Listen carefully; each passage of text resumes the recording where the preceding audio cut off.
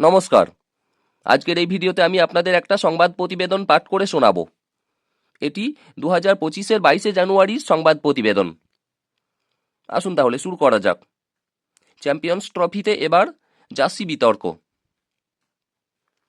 আইসিসির যে কোনো প্রতিযোগিতায় জার্সির বাঁদিকে প্রতিযোগিতার লোগো এবং আয়োজক দেশের নাম থাকে, কিন্তু আসন্ন চ্যাম্পিয়ন্স ট্রফির জন্য ভারতীয় দল জার্সিতে পাকিস্তানের নাম রাখতে রাজি নয় বলে শোনা যাচ্ছে।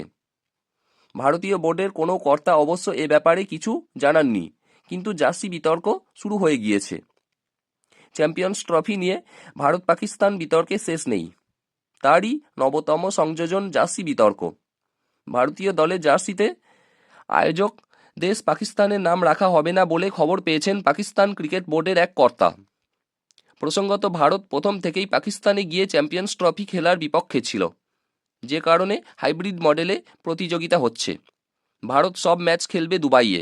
সেমিফাইনাল এবং ফাইনালে যদি রোহিত শর্মারা ওঠেন, তাহলেও খেলা হবে দুবাইয়ে। আয়োজক পাকিস্তান যে নিয়ম মেনে নিতে বাধ্য হয়। আগামী দিনে আইসিসির কোনো প্রতিযোগিতায় খেলতে ভারতে আসবে না পাকিস্তান, সেগুলিও হাইব্রিড মডেলে হবে। সংবাদ পাঠ এখানেই শেষ হলো। কেমন লাগলো অবশ্যই কমেন্ট করে জানাবেন। ভালো লাগলে আমার চ্যানেল সাবস্ক্রাইব করে নেবেন। দেখা হবে পরের ভিডিওতে।